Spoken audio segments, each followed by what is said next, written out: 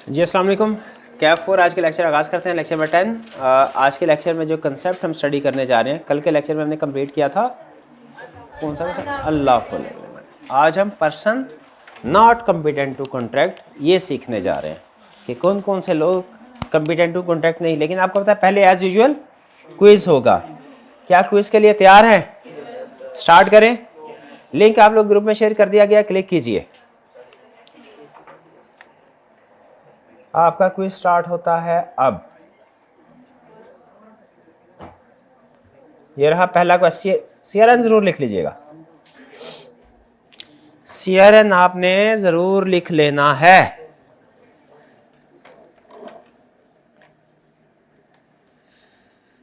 पहला क्वेश्चन ये रहा।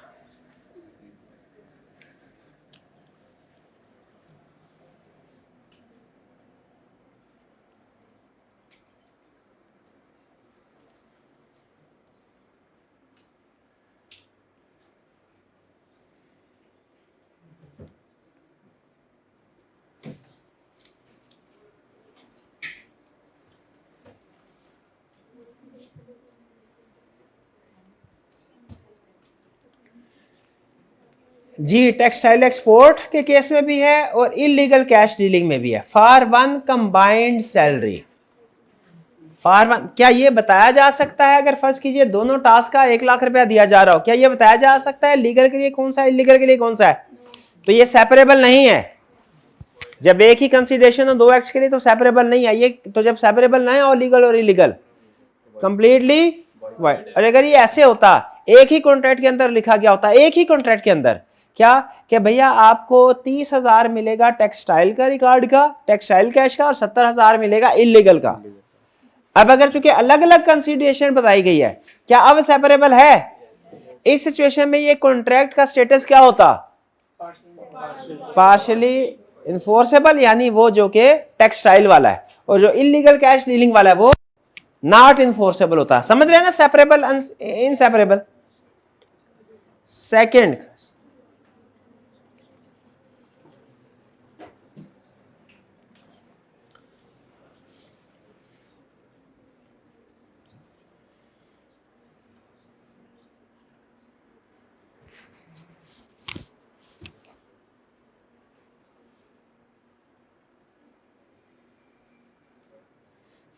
3 साल गुजर गए, लेकिन अब क्या किया? रिटर्न प्रॉमिस कर दिया पे करने का। क्या अब ये वैलिड है? क्यों? Because a return and signed promise to pay time by date is valid. Correct. Next.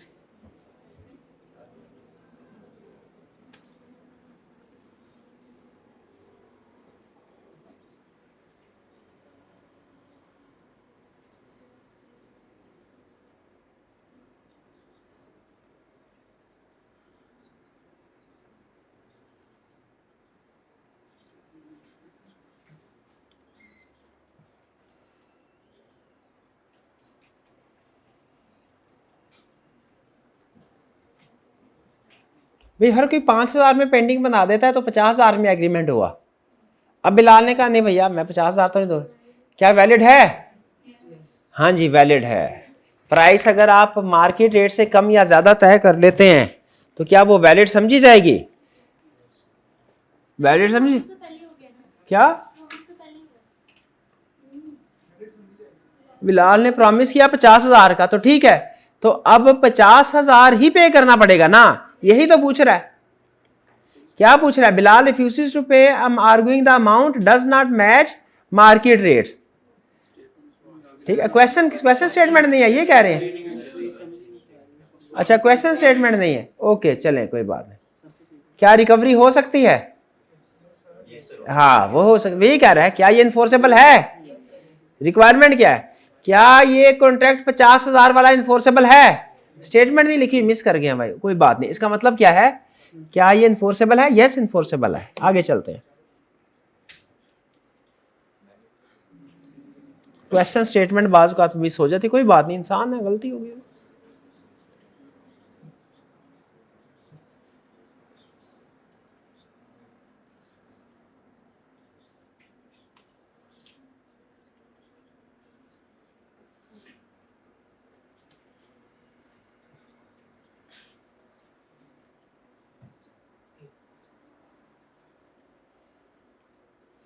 नहीं ये नहीं, ये तो पास, ये तो सॉरी वॉलंटरी सर्विस है ना, इसकी तो पेमेंट नहीं होती है, सही है ना।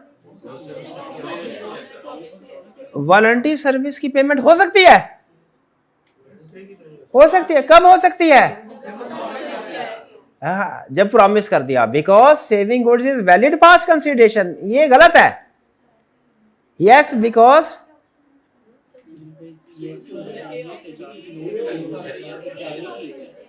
हाँ सेविंग गुड इज वैलिड पास, हाँ इस केस में वैलिड, इस केस में कैसे वैलिड है भला? हाँ प्रॉमिस, कोई बात नहीं, कोई बात नहीं, कोई बात नहीं, इसको ठीक कर देते हैं, कोई बात नहीं। वो टीम है ना, असल में मैं थोड़ा सा लेट उन्हें क्विज देता हूँ तो वो जल्दी जल्दी बनाते हैं, कोई बात इनको जल्दी दे देंगे। तो करेक्ट ऑप्शन क्या है? ये अल्फा। सी का क्या? Because rescue creates a binding obligation on the owner. नहीं नहीं नहीं नहीं, ये ओरिजिनल डेट पे नहीं होते, ओरिजिनल एक्ट तो वॉलंटरी है। ये पेमेंट किस वजह से होगी इसको? बाद में प्रॉमिस की वजह से। नेक्स्ट,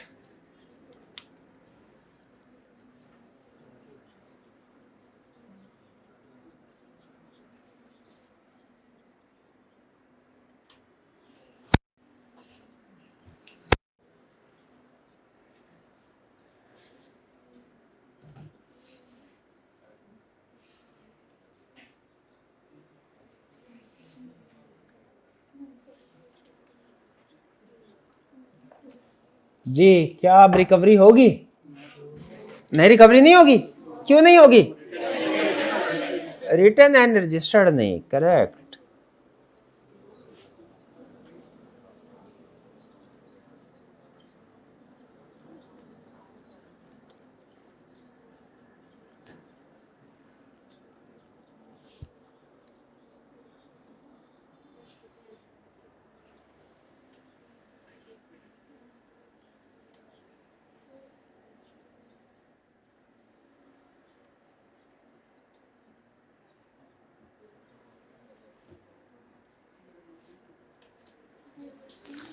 लैपटॉप पॉइंट, तो ये तो वही क्वेश्चन आ गया दोबारा, ये तो वही क्वेश्चन दोबारा आ गया, क्या भला? हाँ प्रॉमिस, तो क्या हारिस फोर्स कर सकता है? यस, क्यों? प्रॉमिस टू पे पास वारंटी सर्विसेज वैलिड होता है।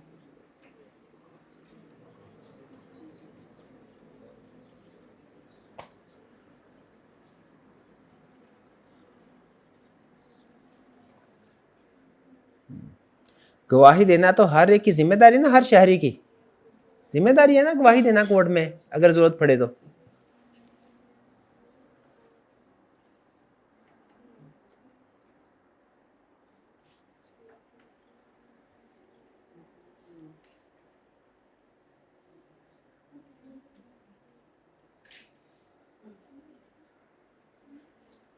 जो टास्क किसी की ऑलरेडी जिम्मेदारी हो उसके वो पैसे मांग सकता है क्या?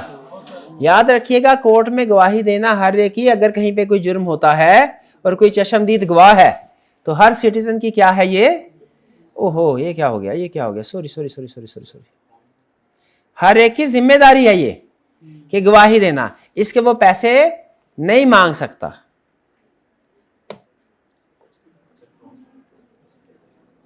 नहीं प्रॉमिस कर भी लिया था, वो ऑलरेडी बाउंड था वो काम करने के लिए।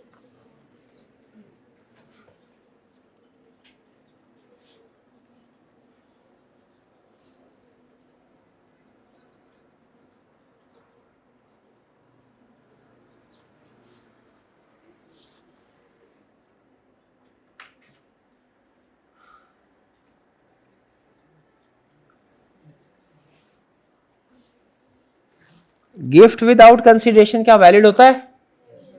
क्या शर्त है? हाँ कंप्लीटेड हो, ट्रांसफर हो, रजिस्टर्ड हो, करेक्ट।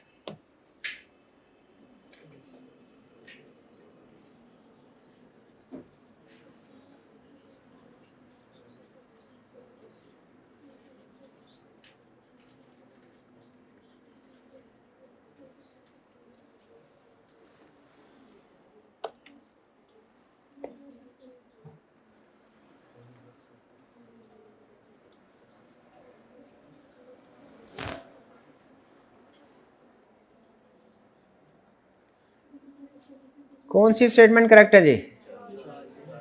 सेकंड और थर्ड, यानी सी ऑप्शन करेक्ट है। ए क्यों नहीं करेक्ट?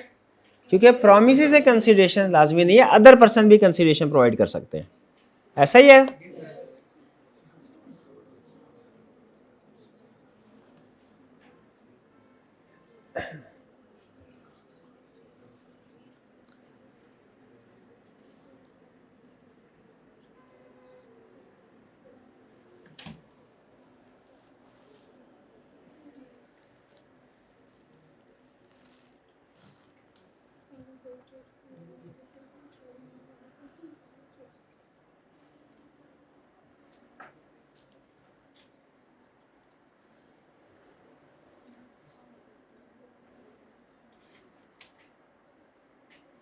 चले इसमें बेनिफिट ऑफ डाउट देते हैं, ए और डी दोनों ठीक कर देते हैं, दोनों ठीक कर देते हैं।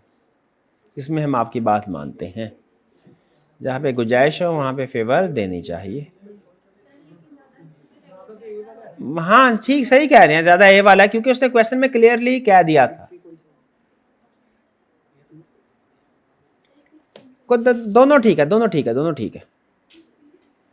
ए और डी दोनों में कोई फर्क नहीं है, समझे, कोई फर्क नहीं है, दोनों करेक्ट है। आगे चले।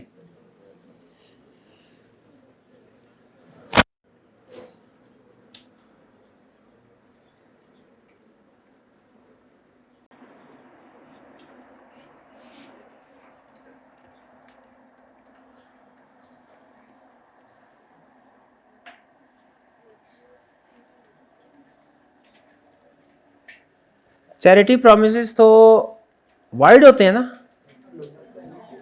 क्योंकि इनमें कंसिडरेशन नहीं होती। लाइबिलिटी इनकर, अच्छा लाइबिलिटी इनकर वाला पॉइंट है, ओके।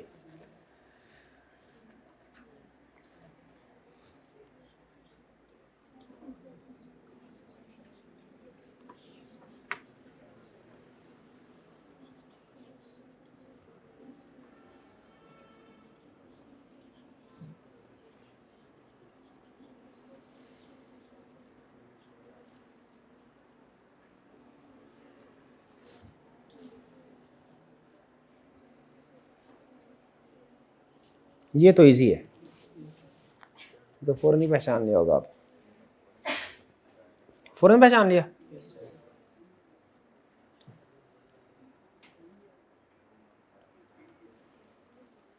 C option.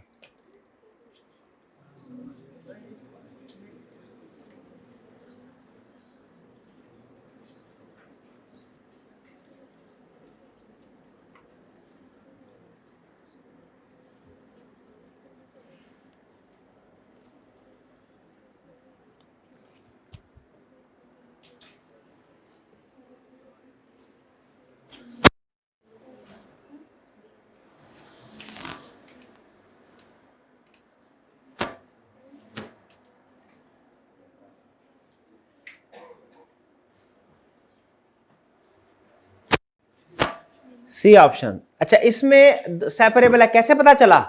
उससे बोला और या ये, अगर यहां पे और की बजाय एंड होता तो फिर ये कंबाइन होता, फिर सेपरेबल ना होता, फिर ये पूरे का पूरा एग्रीमेंट ही वॉइड होता।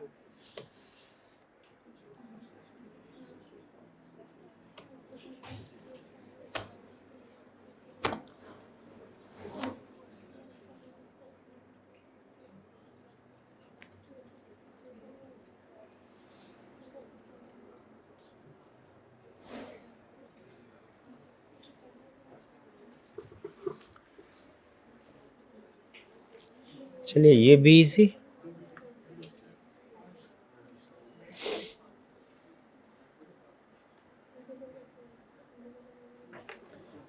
क्योंकि इम्पॉसिबल एक्ट है। Last question.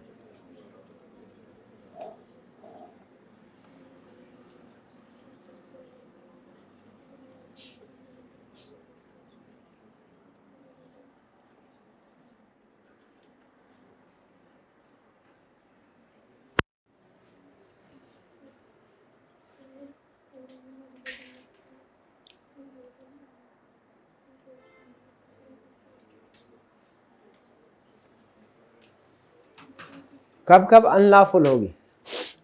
पनिशेबल के केस में अनलॉफुल है, बिल्कुल। फ्रॉड के केस में भी है, पोस्ट पब्लिक। इनएडिक्वेट के केस में नहीं है, तो ए ऑप्शन करेक्ट। चलिए अब हमारे टॉपर्स की तरफ चलते हैं। भाई अब तो जिन स्टूडेंट्स ने CRN नहीं लिखा ना, उनको ना प्राइज दे, क्योंकि हमने पहले भी बोला ना क्लास में जी, नेट, अच्छा नेट पहले भी सही चलता है, बाद में भी सही चलता है, जब नाम लिखना होता है ना तब नेट चला जाता है, ऐसा होता है क्या?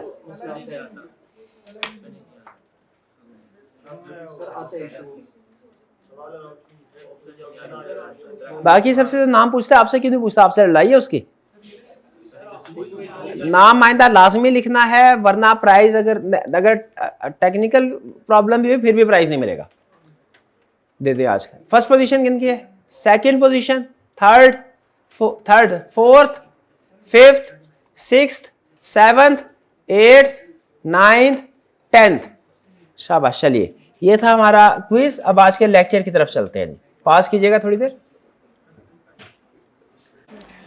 जी। चलिए आज के लेक्चर की तरफ चलते हैं। सबसे पहले प्रीवियस लेक्चर में से कोई क्वेश्चन पूछना चाहते हो पूछ लीजिए। अनलॉफुल वाले एग्जांपल में से, एग्रीमेंट में से, या कंसीडरेशन का कोई भी कंसेप्ट आप पूछना चाहते हो पूछ सकते हैं।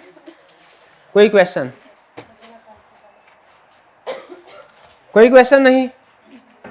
स्टार्ट करें फिर आज का लेक्चर। चलिए आज जो जी compensation for past voluntary services का मतलब ये है, पहले तो आप पहचाने वॉलंटरी सर्विस क्या है। वॉलंटरी सर्विस ऐसी सर्विस होती है जो किसी के कहे बगैर उसे प्रोवाइड की जाए, और उसे उसका नॉलेज भी नहीं, जब जिस वक्त प्रोवाइड कर रहे हैं उसे उसका नॉलेज भी नहीं है। ठीक है, उसके कहे बगैर, उसके नॉलेज के बगैर, उसकी कंसेंट के बगैर अगर किसी को कोई चीज़ प्रोवाइड की जाए, सर्विस प्रोवाइड की जाए, उसे क्या कहते हैं हम? Voluntary service. जैसे आग बुझाना, जैसे डूबते को बचाना, वॉलंटरी सर्विसेज। और कौन सी वॉलंटरी सर्विसेज नहीं है? जो किसी की कंसेंट के साथ उसे प्रोवाइड की जाए, उसमें इंटेंशन भी यही है कि हमने रिकवरी करनी है। आपको क्या आम हालात में अंदाजा हो जाता है कि कोई पर्सन अगर आपकी कोई हेल्प कर रहा है, आपका कोई काम कर रहा है, तो वो किस इंटेंशन के साथ कर रहा है? पैसे लेने के लिए कि पैसों के बगैर? आम हालात से क्या आपको ये अंदाजा हो जाता है? बिल्कुल। आपका कोई दोस्त अगर आपके लिए काम कर रहा है तो वो क्या है? विदाउट ग्रेजुएट एक्ट है, उसमें कोई वो पेमेंट वसूल नहीं करेगा। लेकिन फर्ज कीजिए कि अगर कोई कुली है एग्जाम्पल, ठीक है, वो अगर आपका सामान रेलवे स्टेशन से, हवाई अड्डे से लेके आपकी गाड़ी तक लेके जाता है, तो क्या उसमें इंटेंशन है उसकी पेमेंट लेने की? ये वाले एक्ट वॉलंटरी एक्ट नहीं होते।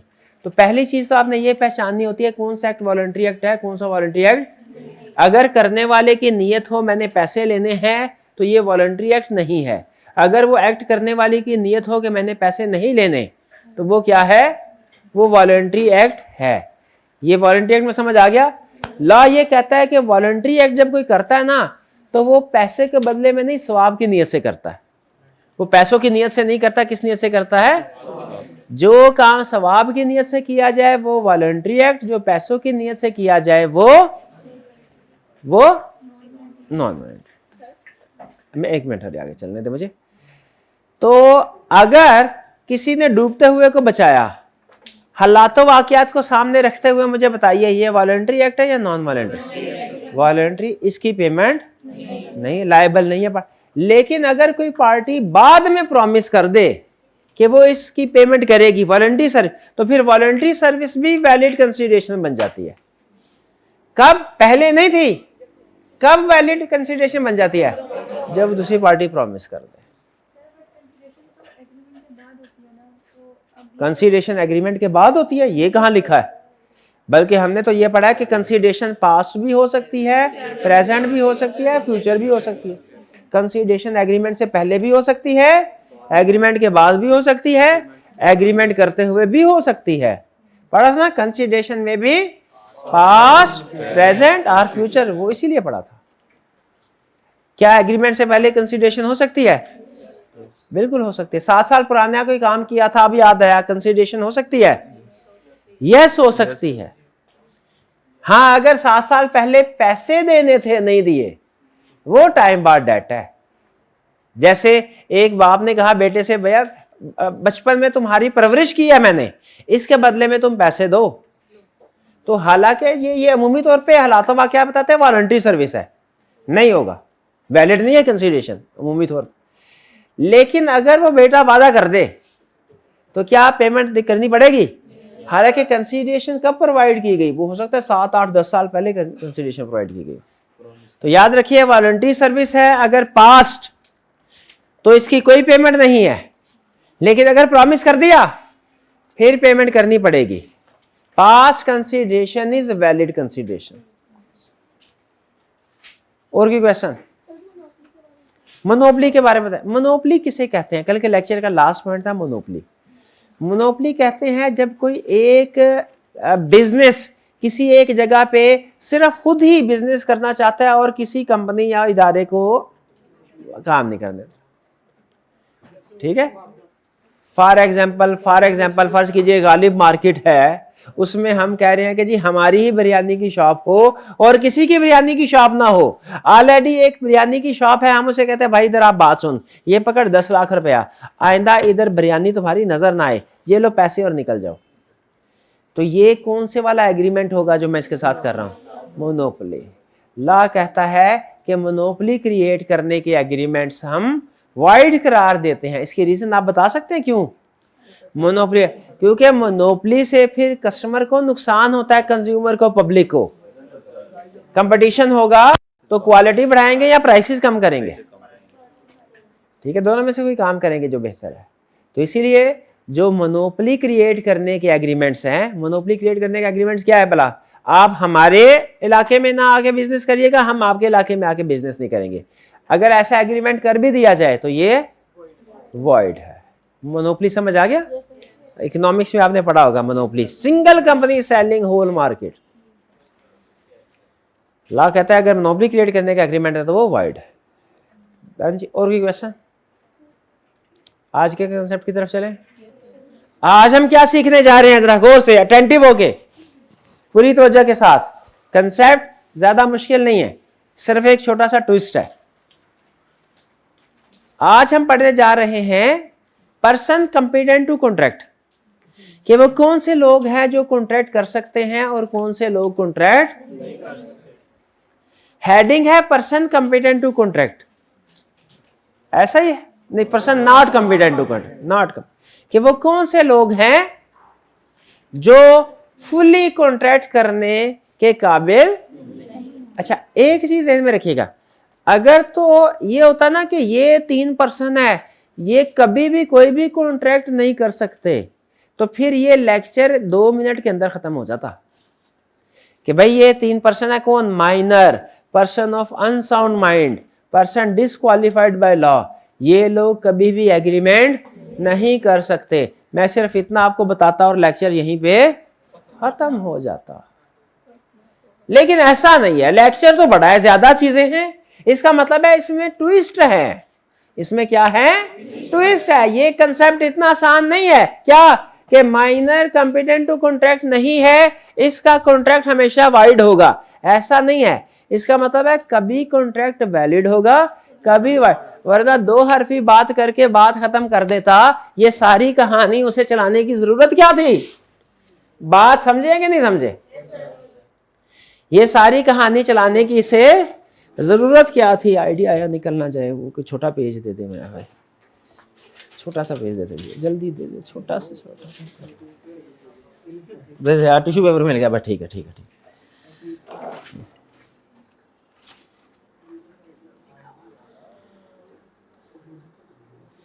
जी, तो इतनी कहानी उसे चलाने की, इसका मतलब है कि माइनर के साथ कॉन्ट्रैक्ट कभी वैलिड होगा, कभी वाइड होगा, कभी वैलिड होगा, कभी वाइड होगा, कभी वैलिड होगा, कभी, तभी तो लंबी चौड़ी कहानी सुनाई। क्या ये कंसेप्ट इतना सा होगा कि जो पर्सन ऑफ अनसाउंड माइंड है इसके साथ कॉन्ट्रैक्ट नहीं कर सकते, कॉन्ट्रैक्ट करेंगे तो वाइड होगा? क्या इतना सा कंसेप्ट होगा? नहीं, इतना सा कंसेप्ट होता तो 2 लाइनों में निमट जाता। ये इतनी लंबी चौड़ी कहानी थोड़ी सुनाता। तो इसका मतलब है कभी ये कॉन्ट्रैक्ट वैलिड होगा, कभी वाइड होगा, कभी वैलिड होगा, कभी वाइड होगा। अच्छा, क्या जो पर्सन डिस्क्वालिफाइड बाय लॉ हैं इनके साथ कॉन्ट्रैक्ट हमेशा वाइड होगा? एक कंसेप्ट इतना होता तो वो 2 लाइनों में निपटा देता इसको। इतनी लंबी कहानी क्यों सुना रहा है? क्योंकि किसी केस में कॉन्ट्रैक्ट वैलिड होगा, किसी में वाइड होगा, किसी में वैलिड होगा, किसी में वाइड होगा। तो स्कोप समझ रहे हैं लेक्चर का स्कोप सिर्फ आपको यस नो बताना नहीं है, बल्कि डिफरेंट सिचुएशंस बताना है जिनमें कॉन्ट्रैक्ट का स्टेटस डिफरेंट होता है। तो person not competent to contract, heading क्या है? Person not competent to contract, कि पर्सन वो लोग जो फुल्ली कॉम्पिटेंट टू कॉन्ट्रैक्ट नहीं है, इनके साथ कॉन्ट्रैक्ट करेंगे तो क्या होगा? सुन लीजिए, 3 पर्सन है जिनके साथ कॉन्ट्रैक्ट करेंगे तो कोई गड़बड़ हो सकती है। इसलिए पहली कोशिश तो आपने ये करनी है कि जिंदगी में कभी इन 3 लोगों के साथ एग्रीमेंट करे ही ना। बेहतरीन एडवाइस क्या है? मसले को हल करना। अक्लमंद आदमी की निशानी क्या है? मसले को हल करना के मसले से बचना। मसले से बचना, मसले में ही ना पड़े वो ठीक है। अपने आप को ज्यादा शातिर समझते हुए, ज्यादा अक्लमंद समझते हुए क्या दूसरे लोगों के साथ कोई इस तरह की डीलिंग करनी चाहिए जो कम्प्लेक्स हो? नहीं, जिंदगी आसान रखें, सिंपल। वो काम ही ना करे, वो एग्रीमेंट ही ना करे जिसमें गड़बड़ का अंदेशा हो। पहले एडवाइस तो ये है। लेकिन फर्ज करें अगर कभी करना पड़ भी जाए तो आपको पता हो कि किसके साथ एग्रीमेंट का स्टेटस क्या होगा। 3 लोगों हैं जिनके साथ एग्रीमेंट करेंगे तो गड़बड़ हो सकती है। तो minor, person of unsound mind, person disqualified by law. कौन कौन? Minor, person of unsound mind, person disqualified by. पहले आ जाते हैं, बात करते हैं माइनर की। माइनर किसको कहते हैं? छोटी उम्र का नहीं, ये लॉ है, ये लॉ है, ये सोशियोलॉजी नहीं है। क्या? 18 ईयर से कम। लेकिन बाज़ औक़ात आपने देखा होगा कि ऐसा होता है कि कुछ बच्चों के वालिदैन की डेथ हो जाती है तो कोई ना कोई गार्डियन उसको परवरिश करता है, रिश्तेदारों में से कोई। अगर कोई गार्डियन, कोई सरपरस्त है, उसकी परवरिश कर रहा है तो फिर उसमें एज ऑफ मेजॉरिटी है 21 ईयर्स। लेकिन याद रखें, जितनी भी केस स्टडी, जितने भी क्वेश्चन आएंगे, उसमें जो कंसेप्ट अप्लाई होगा, रटे के लिए आप याद कर लें कि एज ऑफ मेजॉरिटी क्या है? 18 ईयर्स, और अगर गार्डियन पॉइंट किया गया तो 21 ईयर्स। लेकिन केस स्टडी में क्या कंसेप्ट अप्लाई होगा? 18 ईयर्स वाला। केस स्टडी के अंदर कोई पर्सन माइनर है कि मेजर कैसे डिसाइड करेंगे? उसकी उम्र लिखी होगी। अगर वो उम्र 17 साल या उससे कम है तो वो माइनर है। अगर 18 साल या उससे ज्यादा है तो वो क्या है? मेजर। तो माइनर समझ आ गया कौन है? एज, स्टैंडर्ड एज क्या है माइनर की? 18। 21 किस केस में है? अगर गार्डियन पॉइंट किया गया। और गार्डियन कोई खुद से ही पॉइंट हो जाता है, घर में पंचायत लगती है और गार्डियन पॉइंट हो गया, ऐसे होता है क्या? कोर्ट की तरफ से पॉइंट होता है। समझ नहीं आई? कोई बात नहीं, ये रट्टा लगाना है आपने, समझना किसको है? इसको। यही तो समझाया कि ये समझने की जरूरत नहीं है, केस स्टडी में ये टेस्ट होगा। नॉर्मल एज क्या है? 18 ईयर्स। जिसके वालिदैन की डेथ हो जाए और कोर्ट किसी रिश्तेदार को, ताए, मामा, चाचा, पापा, इसको गार्डियन अपॉइंट करे सरपरस्त, तो उस सूरत में जो माइनर होंगे, चूंकि वो नेचुरल पेरेंट्स के जेर सरपरस्त नहीं पले बढ़े, तो उनको पूरी तवज्जो नहीं मिली होगी, तो उनको फिर अडल्ट होते होते, मेजर होते होते थोड़ा ज्यादा टाइम लग जाता है। 21 साल। Done. Legal position of agreement with minor. सुन ले, एक गलत कंसेप्ट, एक सही कंसेप्ट। गलत कंसेप्ट क्या है? Agreement with minor is void. ये क्या है? गलत कंसेप्ट। सही कंसेप्ट क्या है? Agreement with minor is void against him. नहीं समझ लगी ना? गलत कंसेप्ट क्या है? Agreement with minor is void. इससे यह समझ लग रही है कि कोई भी एग्रीमेंट होगा ना जिसमें चाहे लेना हो चाहे देना हो, एग्रीमेंट वॉइड है। लेकिन जब हम कहते हैं ना agreement with minor is void against him, against him, तो इससे समझ में आता है कि अगर एग्रीमेंट उसके खिलाफ जा रहा हुआ तो वो वाइड है, और अगर उसकी फेवर में जा रहा हुआ तो वो वैलिड है। इसलिए कि कोर्ट कहती है माइनर माइनर नहीं, ये मेरे बच्चों की तरह है। कोर्ट माइनर को ऐसे ट्रीट करती है जैसे माँ अपने बच्चों को ट्रीट करती है। माँ अपने बच्चों को कैसे ट्रीट करती है? अब आपको अपने दुख दर्द याद आ गए होंगे, उनको साइड पे रखे। माँ अमूमी कैसे ट्रीट करती है कि अगर कोई आके बच्चे की तारीफ करे तो उसको सच मान लेती है, और अगर आके के बच्चे की शिकायत लगाए तो कहते हैं ये झूठ है, तो उसी तरह कोर्ट में जाएंगे और माइनर के खिलाफ कोई शिकायत करेंगे, कोर्ट क्या कहेगी, ये झूठ है। और अगर माइनर आके कहेगा, कोई शिकायत लगाएगा किसी की, तो फिर क्या समझेगी कोर्ट, ये सच है। इसलिए अगर किसी कॉन्ट्रैक्ट में माइनर का फायदा हो रहा होगा, कोर्ट क्या बोलेगी, कॉन्ट्रैक्ट वैलिड है। और अगर कॉन्ट्रैक्ट में माइनर का नुकसान हो रहा होगा, वाइड है। दो एग्जांपल आपके सामने रख रहा हूं। माइनर गया और जाके 1 लाख रुपया उधार ले लिया किसी से, उस उधार से उसने खा पी लिया सारा कुछ। क्या वो पर्सन माइनर से 1 लाख रुपया रिकवर करवा सकता है? क्यों नहीं करवा सकता? नीचे प्रोविजन क्या लिखेंगे, because agreement with minor is wide against him. दूसरा केस, माइनर ने किसी को 1 लाख रुपया दिया, अब वो बंदा नहीं पैसे वापस कर रहा, कह रहा है मेरा तुम्हारे साथ एग्रीमेंट हुआ था, contract with minor is wide, agreement with minor is wide. अब बताइए क्या ये वाइड है? अब नहीं वाइड है। Agreement is wide against him, in favour of him valid है। बात समझ आ रही? पहली लाइन क्या legal position of agreement with minor, minor के साथ एग्रीमेंट की लीगल पोजीशन क्या है, ये वाइड अगेंस्ट माइनर है। इसका मतलब क्या है, माइनर तो सू कर सकता है, माइनर के खिलाफ सू नहीं हो सकता। Minor can sue but can not be sue, minor can not be sue. ठीक है, वो सोच रहा है माइनर सर सू भी कर सकता है, सू भी कर सकता है? 2 केस कर देगा तो क्या हो जाएगा, तो ऐसा। ठीक है, no estoppel if minor misrepresent age. No stop, ये स्टॉपेल का क्या मतलब है? स्टॉपेल का एक लीगल मीनिंग है, ये लीगल टर्म है। स्टॉपेल का मतलब है किसी को रोकना, अब यानी मुकरने से रोकना। किससे रोकना? मुकरने से रोकना। जैसे फर्ज कीजिए अगर मैं आपसे आके ये कहता हूं फॉर एग्जाम्पल कि जी मैं जो है, मैं फॉर एग्जाम्पल आप मुझे पैसे दीजिए, ये मैं इस फर्म में किसी एक फर्म में पार्टनर हूं, आप मुझे पैसे दीजिए इस फर्म के लिए, मुझे क्या कीजिए, इस फर्म के लिए पैसे दीजिए, इन्वेस्टमेंट के लिए। आपने मुझे पैसे दिए, मैंने पैसे खर्च कर लिए, ठीक है। बाद में पता चला कि जी अब मेरे पास रिकवरी करने के लिए आए। एग्जाम्पल चेंज करते हैं, अब मैं इस एग्जाम्पल को थोड़ा चेंज करके ना, मैं चाह रहा हूं केस के साथ, एडवांस कंसेप्ट के साथ लिंक कर दूं। पहले मैं एक तीर से एक शिकार करने लगा था, अब एक तीर से 2 शिकार करने लगा हूं। करंट कंसेप्ट भी समझाने लगा हूं, फ्यूचर का भी। एग्जाम्पल दोबारा 0 से, पार्टनरशिप फर्म है, 3 पार्टनर है, उनका एक चौथा दोस्त जो पार्टनर नहीं है, दोस्त है, ऑफिस में बैठा है। बैंक आया, बैंक कहने लगा ए 3 लोगों ये चौथा बंदा कौन है? उन्होंने कहा हमारा पार्टनर ही है। ये असल में पार्टनर नहीं है, क्या कहा, हमारा पार्टनर ही है। जैसे हम कहते हैं ना कि दोस्त में रहिए, को भाई है, अपना भाई है, हालांकि दोस्त होता है तो क्या कह देते हैं, भाई है कह देते हैं ना ऐसे। तो उन्होंने क्या कह दिया ऐसे ही, कि पार्टनर है अपना, हालांकि एक्चुअली पार्टनर नहीं था। बैंक ने कहा अच्छा ये तो बड़ा शरीफ आदमी लगता है। उन्होंने कहा अच्छा ऐसा करे फिर सर, पार्टनर ने बोला हमें लोन दे दीजिए। बैंक ने 10 लाख रुपया लोन दे दिया। बाद में पार्टनरशिप हमने डिफॉल्ट किया।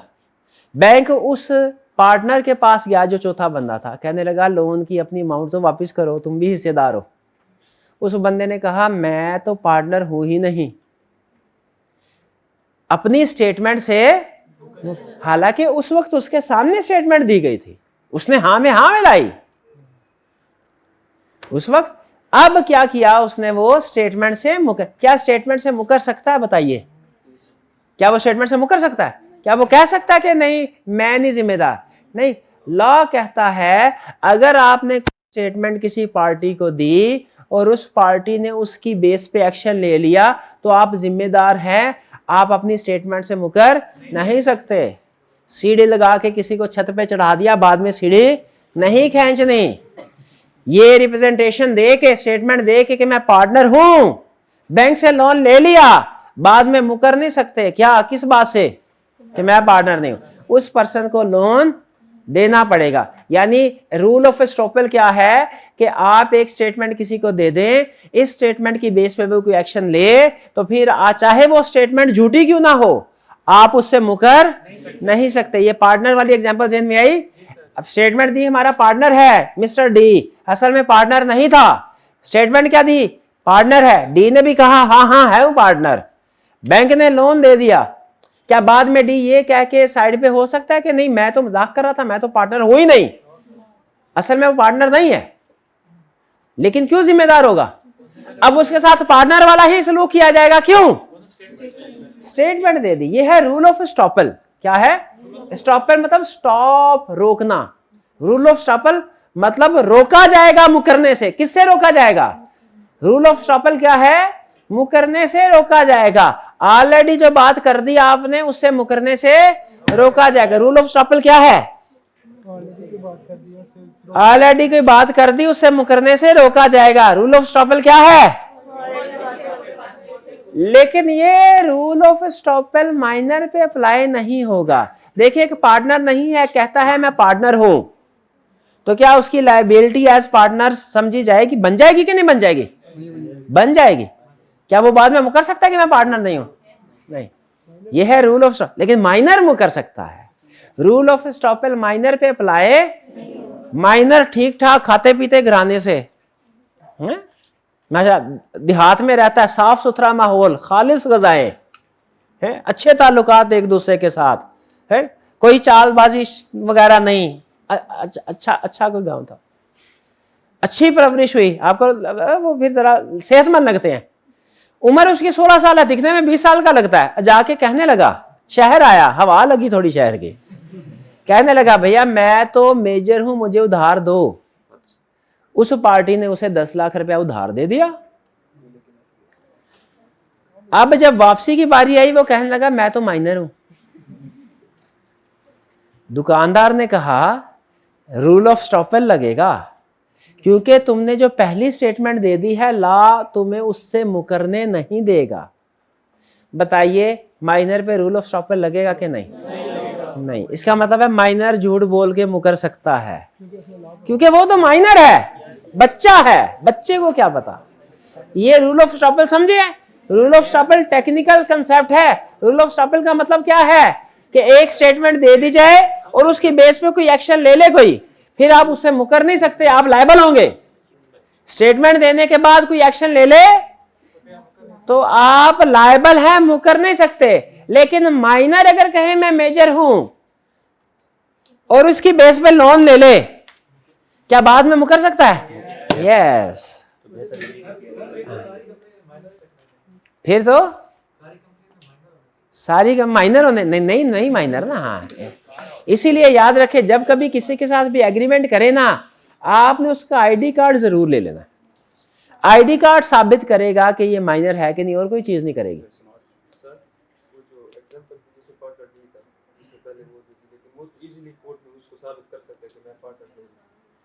नहीं, वो पार्टनर चाहे ना भी हो, साबित हो भी जाए कि वो पार्टनर नहीं है, कोर्ट कहेगा तो बोला क्यों, उसको धोखा क्यों दिया, ये क्यों कहा। अब प्रूफ कौन करता है, साबित कौन करता है चीजें? पहले दिन इसको बता दिया था। हम लॉ पढ़ रहे हैं कि प्रैक्टिस पढ़ रहे हैं? लॉ पढ़ रहे हैं। प्रैक्टिस अलग दुनिया है। वो कर लेते हैं वकील, तो वो बातें भी साबित कर लेते हैं जो होती नहीं है सर। तो जो सच है वो क्यों ना करेंगे? तो करेंगे। ठीक है। गलत को गलत साबित करने वाले वकील भी है, सही को सही साबित करने वाले वकील भी है, गलत को सही साबित करने वाले भी है, सही को गलत साबित करने वाला। हर तरह का वकील पाया जाता है, हर तरह का अकाउंटेंट भी पाया जाता है, हर तरह का इंसान पाया जाता है। आगे चलते हैं भाई, ये बात समझ आए? No estoppel if minor misrepresents age. भाई बात समझ आई?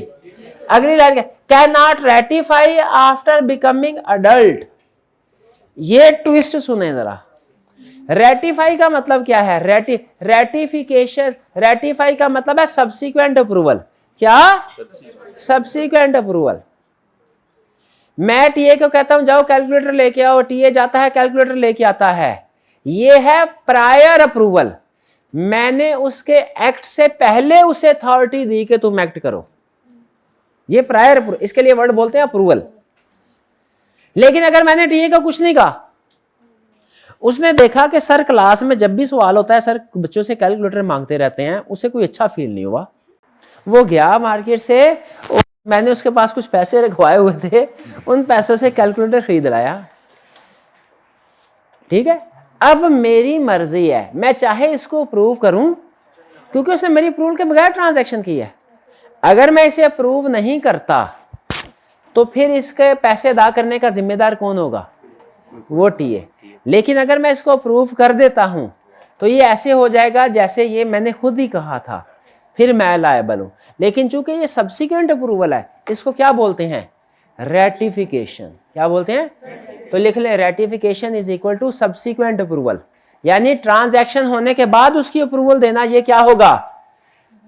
रेटिफिकेशन। क्या होगा? रेटिफिकेशन का मतलब, जैसे फर्ज कीजिए लॉ ये कहता है कि एम्प्लॉय जो भी खर्चा करेगा अपने सीएफओ बॉस से इजाजत लेके खर्च करेगा। सीएफओ गया हुआ था छुट्टियों पे, पीछे अचानक गवर्नमेंट का छापा पड़ा, उन्होंने कहा आपने टैक्स नहीं दिए, टैक्स दीजिए वरना आपके सारे बिल्डिंग बंद कर दी जाएगी। उस एम्प्लॉय ने फोन करने की कोशिश की, सीएफओ का फोन भी बंद था, उसने बगैर इजाजत टैक्सेस पे कर दिए।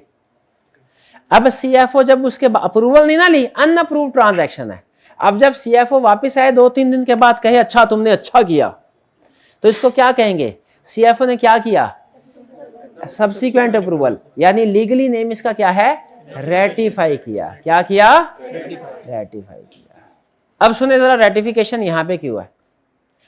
आम पर्सन रेटिफिकेशन कर सकता है। अब सुने, माइनर ने 16 साल की उम्र में लोन लिया, क्या लोन लेने के बाद खर्च कर लिया, क्या वापस करने का पाबंद है? क्यों नहीं? Minor is wide, contract with minor is wide against, ये वाला कंसेप्ट है। ठीक है, कहानी आगे। माइनर हो गया 18 साल का, 18 साल 2 महीने का हुआ। अब उसने उस पर्सन से कहा क्या कि मैंने जो 16 साल की उम्र में आपसे एग्रीमेंट किया था ना, अब मैं 18 साल का हो गया हूं, आइए अब मैं उसको रेटिफाई करता हूं, उसी कॉन्ट्रैक्ट को अप्रूव करता हूं, उसी कॉन्ट्रैक्ट के ऊपर दोबारा साइन कर देता हूं। क्या ऐसा कर सकता है? लॉ कहता है नहीं, जो एग्रीमेंट 16 साल की उम्र में वाइड था वो 18 साल की उम्र में भी वाइड ही रहेगा। माइनर अपने जब मेजर हो जाए तो उसके बाद जो एज ऑफ मिनॉरिटी के एग्रीमेंट थे उनको भी रेटिफाई नहीं कर सकता। यानी वो कॉन्ट्रैक्ट जो 16 साल की उम्र में वाइड अगेंस्ट माइनर थे, वही कॉन्ट्रैक्ट जब वो 18 साल का हो जाएगा फिर भी क्या रहेंगे? जैसे मैंने 16 साल की उम्र में फर्ज कीजिए भाई के साथ एग्रीमेंट किया, 1 लाख रुपया लेके मैंने खर्च कर लिया, भाई मेरे खिलाफ एक्शन ले सकते हैं? नहीं ले सकते। ठीक है, क्यों? माइनर हूं। लेकिन अगर भाई इंतजार करे, ये इसके मेजर होने का इंतजार करते हैं, 18 साल का हो गया मैं, अब भाई वही कॉन्ट्रैक्ट लेके 18 साल की उम्र में मेरे खिलाफ एक्शन लेना चाहते हैं, अब ले सकते हैं कि नहीं? अब भी नहीं ले सकते।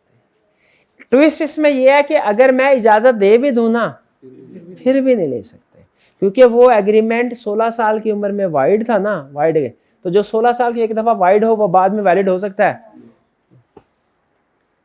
तो इसका असल तरीका पता क्या है? अगर लायबिलिटी क्रिएट करनी हो कि 18 साल के बाद नया कॉन्ट्रैक्ट किया जाए जिसमें वो जो पुरानी कंसीडरेशन है 1 लाख उसका जिक्र किया जाए, तो वो वैलिड होगा। यानी नया कॉन्ट्रैक्ट 18 साल के बाद, देखिए 16 साल का कॉन्ट्रैक्ट 16 साल की उम्र में वाइड, 16 साल का कॉन्ट्रैक्ट 20 साल की उम्र में भी वाइड, लेकिन 20 साल की उम्र में नया कॉन्ट्रैक्ट किया जिसमें 16 साल की कंसीडरेशन वसूल की गई थी, वो लिखी, वो क्या होगा?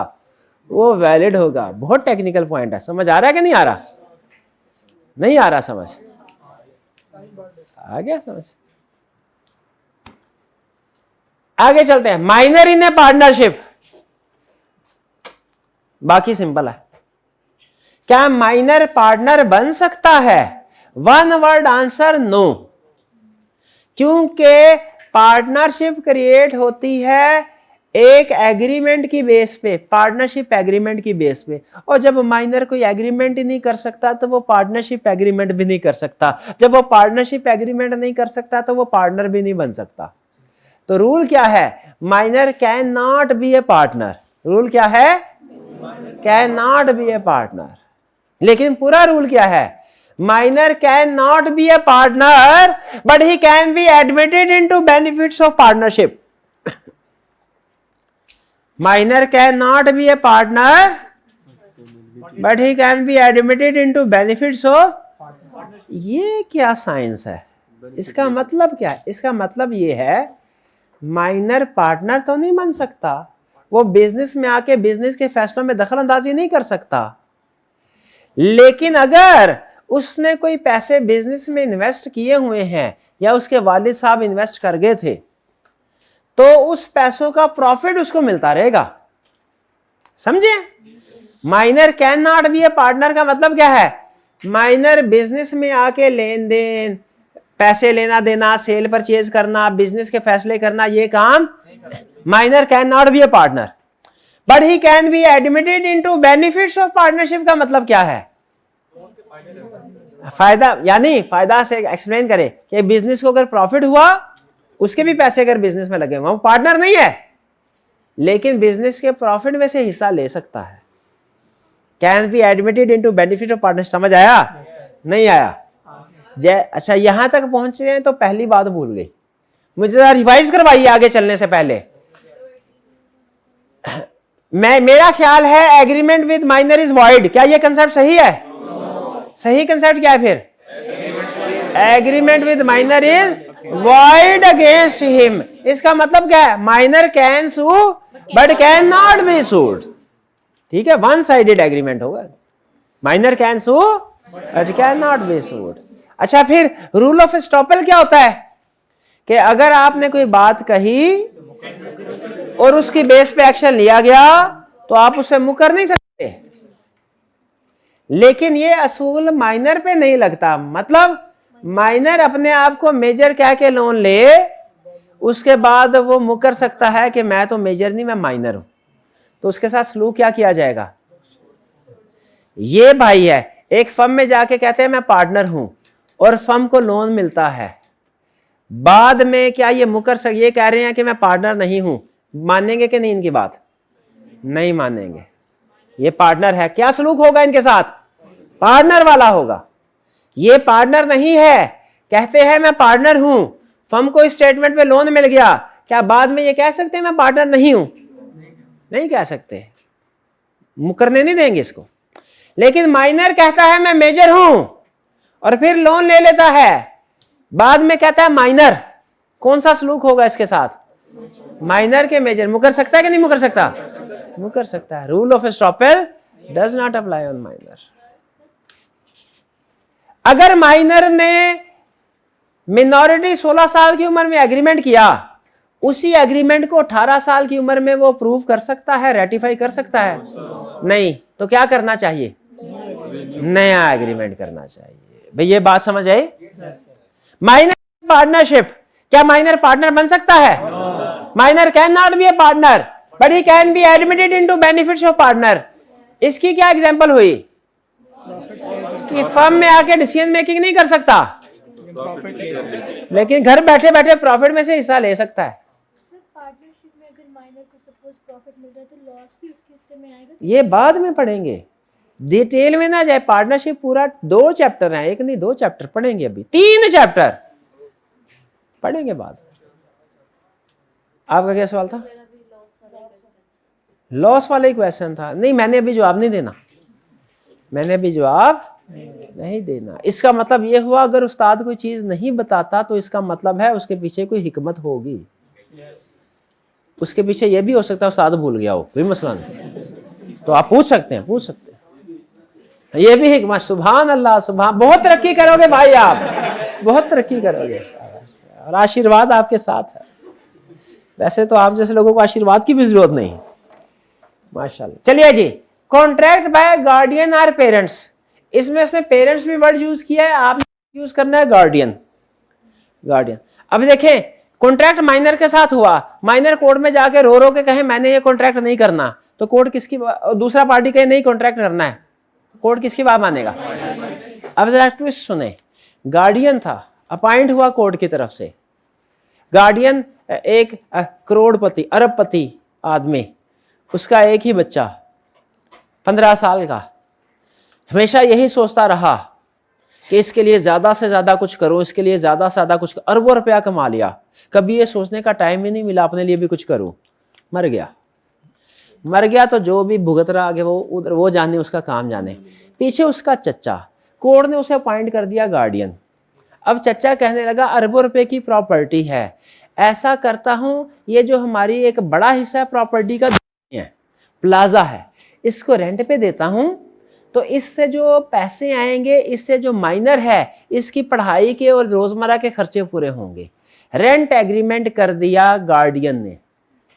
किस लिए किया? अपने बेनिफिट के लिए कि for the benefits of minor? Minor कहने लगा ये जो दुकान थी इस पे मेरे वालिद साहब बैठते थे, ये प्लाजा इसमें वालिद साहब बैठते थे, मैं इस जगह के ऊपर किसी और को देखना पसंद नहीं करता, फौरन रेंट एग्रीमेंट कैंसिल कर दे। जब गार्डियन कहने लगा जज्बाती ना बनो भैया, ये आपकी वेलफेयर के लिए जरूरी है, जो पैसे आते हैं आप ही की परवरिश हो रही है। माइनर कहने लगा नहीं नहीं, जो सारा कुछ बेच दो चाहे, लेकिन इस जगह पे कोई और नहीं बैठेगा। अब केस चला गया कोर्ट में। क्या माइनर इस केस को, इस एग्रीमेंट को टर्मिनेट कर सकता है? ये एग्रीमेंट जो कि माइनर के बिहाफ पे किया गार्डियन ने, for the benefits of minor किया, बताइए ये एग्रीमेंट माइनर पे इन्फोर्सेबल है कि नहीं? ये इन्फोर्सेबल है, क्योंकि किस लिए किया गया है? For the benefit of minor. Law कहता है माइनर, वो एग्रीमेंट जो माइनर के गार्डियन ने किया लेकिन माइनर के बेनिफिट के लिए किया, माइनर के लिए उस पर अमल करना जरूरी है। माइनर की हर बात हम नहीं मानेंगे। ये फाइलिंग सूट तो आपको पता ही है, क्या माइनर केस फाइल कर सकता है लेकिन इसके खिलाफ केस फाइल।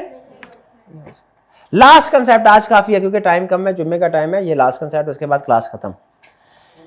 माइनर को अगर फर्ज कीजिए एक माइनर है, उसके वालिदैन डेथ हो गई, कोई कुछ जमा पूंजी नहीं है, उसको कोई person necessities of life supply करता है। क्या करता है? क्या माइनर को नेसेसिटीज ऑफ लाइफ सप्लाई की जाए तो रिकवरी हो सकती है, पैसे ले सकते हैं? अमूमी तौर पे माइनर से रिकवरी नहीं करवा सकते। माइनर को कोई चीज देना, आप उसके पैसे रिकवर, लेकिन अगर वो नेसेसिटीज ऑफ लाइफ हो, क्या हो? नेसेसिटी ऑफ लाइफ क्या है? रोटी, कपड़ा और मकान और पढ़ाई के खर्चे, एजुकेशन और मेडिकल, ये चीजें। सर्दियों में गर्म कपड़े, ये क्या है? Necessities of life. एजुकेशन का खर्चा, खाना पीना, नेसेसिटीज ऑफ लाइफ। सख्त सर्दी में कोट दे दिया, क्या है? ऑलरेडी 10 कोट थे उसके पास, 20 कोट और दे दिए, ये क्या है? ये नेसेसिटी ऑफ लाइफ नहीं है? नहीं है। अच्छा, यानी नेसेसिटी का मतलब जो जरूरी हो। अच्छा ओके, एक गाड़ी 1000 सीसी गाड़ी से भी काम चल सकता था, 1800 सीसी गाड़ी दी, 1800 सीसी की गाड़ी दी, ये क्या नेसेसिटी ऑफ लाइफ है कि नहीं? नहीं है। मोबाइल दिया, नेसेसिटी ऑफ लाइफ है कि नहीं? नहीं है। सर मोबाइल, कीमती मोबाइल नहीं पढ़ना, आपका बहाना है, आज तक पढ़ा है कभी? कुछ और ही पढ़ा। तो आखिरी एग्जांपल, सर्दियां है, माइनर के पास कोई कोड नहीं है, उसको एक ही कोड दिया हीरे के बटन लगा के, नेसेसिटी ऑफ लाइफ है कि नहीं? नहीं है। हाँ जी, कोड बटन के पैसे नहीं मिलेंगे, कोड के पैसे। तो अगर कोई पर्सन किसी माइनर को नेसेसिटीज ऑफ लाइफ सप्लाई करे तो उसकी रीजनेबल प्राइस उसे मिल सकती है, माइनर से वो रिकवर करवा सकते हैं। रूटीन में माइनर से आप चीजें रिकवर नहीं करवा सकते, लेकिन अगर नेसेसिटीज ऑफ लाइफ सप्लाई करें तो रिकवर करवा, अगर माइनर के पास इतने पैसे हुए तो, नहीं तो नहीं। भाई कुछ कुछ समझ आई? ये सारी एग्जाम्पल थी agreement with minor. Separable inseparable, भाई सिंपल रूल, अगर कॉन्ट्रैक्ट के अंदर लीगल एलिमेंट भी है और इलीगल भी है, ठीक है, तो अगर तो आप लीगल और इलीगल हिस्से को अलग अलग कर सकते हैं तो लीगल वाला इन्फोर्सेबल होगा, इलीगल वाला नहीं। और अगर अलग अलग नहीं कर सकते तो सारे का सारा कॉन्ट्रैक्ट ही वॉइड। लग्जरी आइटम एक्सक्लूडेड, की केस स्टडी की एग्जांपल देते थे इसको समझाने के लिए। माइनर था 16 साल का, उसे एक लग्जरी कार दे दी गई 50 लाख की। क्या उससे 50 लाख रिकवर करवाया जा सकता है? नहीं। लेकिन क्या रिकवर करवाया जा सकता है?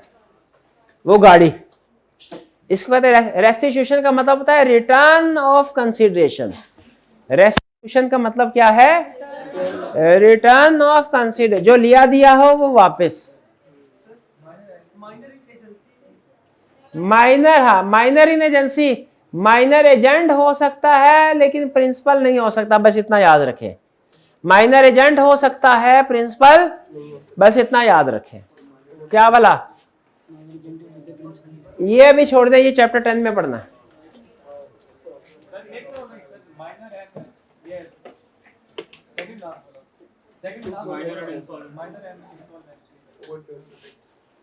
माइनर को इंसॉल्वेंट करार नहीं दिया जा सकता, क्योंकि इंसॉल्वेंट कौन होता है? जो लोन पे ना कर सके। तो माइनर तो लोन ही नहीं ले सकता, वो तो एग्रीमेंट ही नहीं कर सकता। समझ रहे हैं? इंसॉल्वेंट कौन होता है? जो बैंक से लोन एग्रीमेंट करके उसको पे ना करे। तो माइनर तो लोन एग्रीमेंट कर ही नहीं सकता, अगर कर भी ले तो वाइड अगेंस्ट हिम है। तो माइनर को इंसॉल्वेंट करार देके उसके खिलाफ कार्रवाई हो सकती है? नहीं हो सकती। माइनर एजेंट हो सकता है? यस। प्रिंसिपल हो सकता है? नहीं। पार्टनर हो सकता है? नहीं। एडमिट पार्टनरशिप हो सकता है? यस। ठीक है। क्या माइनर को अमाउंट पे करने के लिए लायबल हो सकता है? यस, अगर नेसेसिटीज ऑफ लाइफ हो तो डन जी। इसको रीड कीजिएगा वापस, ठीक है। जॉइंट कॉन्ट्रैक्ट, अगर माइनर और मेजर मिलके किसी के साथ एग्रीमेंट करते हैं तो कार्रवाई किसके खिलाफ हो सकती है? सिर्फ मेजर के खिलाफ, माइनर के खिलाफ कोई कार्रवाई नहीं होगी।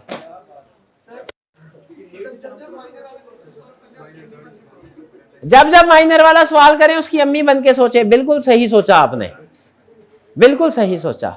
ओके, चलिए आज का लेक्चर यहां खत्म करते हैं। अल्लाह हाफिज।